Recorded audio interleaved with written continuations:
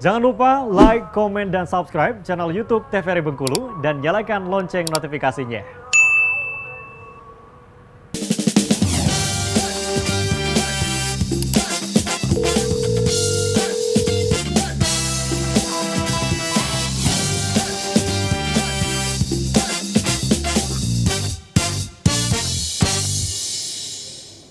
Balik lagi di Dokter Kito bersama Kita Sehat. Nah, pemirsa masih dengan tema yang sama nih, yaitu jantung rematik bersama dengan Dokter Putri Santri dan juga Dokter Sony. Baik Dokter Putri, kita langsung lanjutkan aja ya dok ya materinya. Dikit lagi ya, nanti setelah ini akan dilanjutkan oleh Dokter Sony lagi. Ya, tadi sampai di sini, aduh ya Allah, tadi sampai di sini aliran balik ya, akhirnya balik lagi ke paru, akhirnya macet juga dong di sebelah kanan. Jadi mereka ini berhubungan kan karena saling siklusnya gitu saling ya, berputar, iya benar. Akhirnya yang kanan juga kena, nanti ada pembengkakan atau gagal jantung kanan juga. Ya, jadi aliran darahnya, intinya nanti aliran darahnya terhambat dan jantungnya juga bermasalah, ada pembengkakan, ada pembesaran, sehingga nanti akan muncullah gejala seperti sesak dari dada, ya begitu. Mungkin untuk selanjutnya diagnosis dan lain-lain kita serahkan ke Dokter Sony ya. Oke, ini kita masuk ke materi ya dok ya? Ya. Oke, ini dia.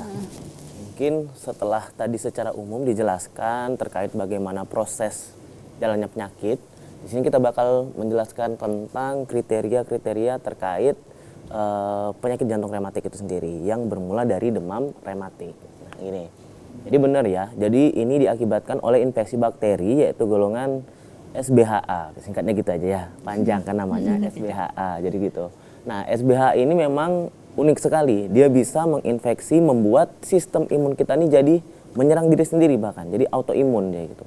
Nah, dia bisa mengakibatkan gejala di kulit ya, nanti akan timbul benjolan-benjolan, kemudian tampak merah, tapi merahnya nggak ada rasa gatal, cuma merah aja, tapi khas merahnya bentuknya seperti itu dan berbentuk bulat seperti itu. Itu di kulit bagian tertentu atau gimana dok? Ya, selain wajah, terutama di daerah badan dan di tungkai bawah. Oke, yang pertama, secara kriteria mayor. Nah, jadi ada kriteria mayor dan minor.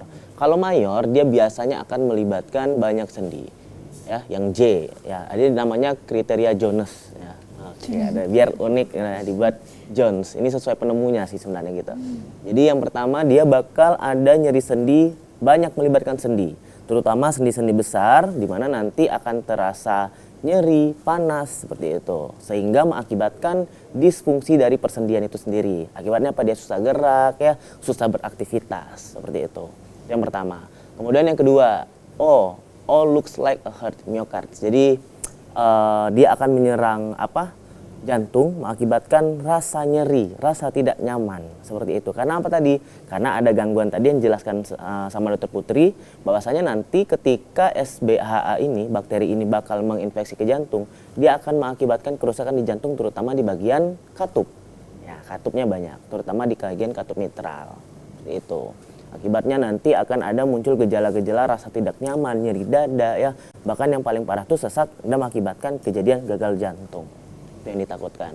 Kemudian yang ketiga, nodules di daerah subkutan. Nah, jadi bakteri ini ternyata dia menyerang juga bagian kulit. Selain dia mengakibatkan eritem, dia mengakibatkan benjolan-benjolan kecil. Bukan berisi kayak nanah gitu, enggak ya, benjolan aja, nodul keras gitu. Dan juga tampak erythema marginatum, merah gitu. Dan yang paling unik nanti ada Sydenham Korea. Nah, jadi udah ingatnya nih, kalau orang Korea kan sekarang identik dengan K-pop ya, joget-joget. Jadi dia ada rasa gerakan involunteer, gerakan tidak disadari. Jadi dia gerak-gerak sendiri gitu, terutama di daerah wajah. Berdenyut sendiri seperti itu. Oh, denyut-denyut gitu ya dok ya? Uniknya gitu, makanya kita mudah ingatnya, Sydenham Korea. Ya, namanya udah unik. Sedangkan kalau minor kriteria, ini biasanya diperiksa dari hasil pemeriksaan lab ya. Mungkin ada sekilas info aja kayak pemeriksaan CRP ya. Kemudian bisa di leukosit, itu pemeriksaan darah rutin gitu. Kemudian EKG, rekam jantung. Itu bisa. Ya, dilihat dari ada pemanjangan PR interval.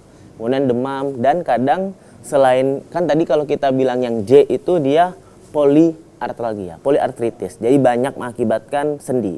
Kadang juga dia minor kriterianya bisa timbul. Kadang dia nggak ada nyeri sendi, cuma satu aja, artralgia, tapi tidak mengakibatkan disfungsi sendi itu. Cuma rasa nggak nyaman aja, sendinya kayak pegel-pegel gitu, kayak orang habis olahraga pegel-pegel aja gitu, tapi berketerusan. Nah, diagnosisnya ditegakkan dari mana? Yang pertama, sebenarnya yang harus kita lakukan adalah kita melakukan kultur dari bakteri itu sendiri. Jadi diambil sampelnya di pangkal tenggorokan, kemudian dikultur. Nanti apakah timbul atau enggak nih bakteri dari SBHA tadi atau GABHS. Juga bisa dilihat dari peningkatan pemeriksaan ASTO namanya, ya. Streptolysin otitres. Itu. Dia bisa dilihat dari pemeriksaan itu. Ditambah dengan adanya 2 mayor kriteria dari Jones tadi atau 1 kriteria mayor ditambah dengan 2 kriteria minor. Ini udah ketetapan untuk penegakan diagnosis dari penyakit jantung rematik. Oke, itu dulu. Nah, kita bahas ini, poliartritis. Jadi sebenarnya poliartritis ini yang paling sering timbul, ya. Dia rasa tidak nyaman sehingga susah untuk beraktivitas. Hampir sekitar 70% ini ditandai dengan adanya poliartritis, ya. Diakibatkan adanya radang pada sendi, terutama sendi-sendi besar. Kalau sendi-sendi besar udah nyeri, otomatis kan tubuh nggak bisa beraktivitas karena itu penopang utama tubuh kita. Makanya dia pasti bakal ngarah ke situ yang pertama. Kemudian yang kedua adalah karditis. Hampir 50% sebagian besar pasien itu mengalami karditis. Karena kenapa? Setelah kita lihat ternyata proses infeksinya memang dominan infeksinya adalah di bagian jantung, terutama di bagian katup. Nah, inilah yang mengakibatkan kejadian karditis yang dimana takutnya tadi kejadiannya berkelanjutan menjadi kejadian gagal jantung. Ini yang harus diperhatikan. Ini nodul subkutan. Nah, seperti ini bentukannya ya. Iya, dia nggak nyeri di bagian ini, di bagian merah ini, di bawah ini bagian badan, kemudian di bagian anggota gerak. Seperti itu. Tapi itu nggak nyeri, cuma ya benjolan aja. Benjol gitu aja. Gitu.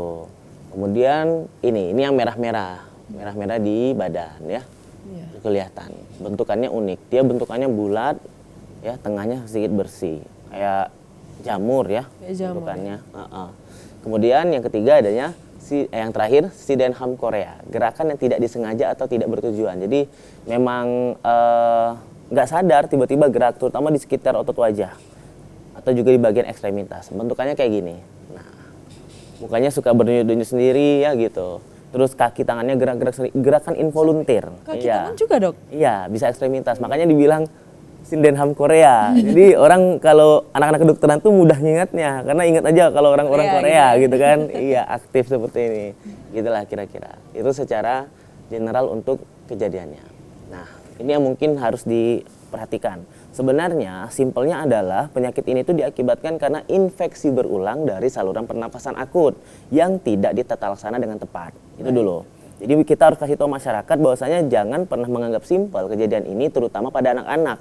Ya, jikalau anak-anak sudah mengalami demam itu otomatis pasti dokter akan melakukan pemeriksaan di bagian daerah mulut. Karena kenapa? Peningkatan suhu ya dominan kalau misalnya ada infeksi itu biasanya adanya radang di tenggorokan, sering sekali. Itu ya. Kadang anak-anak yang amandel lah gitu kan, anak nggak disadarin, kok anak saya demam terus sih dok? Ya ternyata sebelumnya memang dia ada konsumsi makanan yang bisa mengakibatkan radang di tenggorokannya. Itu yang harus ditekankan, bukan untuk mengarahkan ini memang kejadiannya jauh, penyakit jantung rematik ini jauh. Tapi yang kita tekankan adalah mencegahnya. Karena ternyata di Indonesia pun 0,3 sampai 0,8 prevalensi kejadiannya di Indonesia. Itu termasuk tinggi juga maksudnya. Ada kejadian ini ternyata. Begitu. Baik dokter, untuk lebih jelasnya nanti kita lanjutkan ke segmen berikutnya ya dok ya. Sekarang kita jeda sebentar. Untuk pemirsa jangan kemana-mana, tetaplah bersama kami di Dokter Kito Bersama Kita Sehat.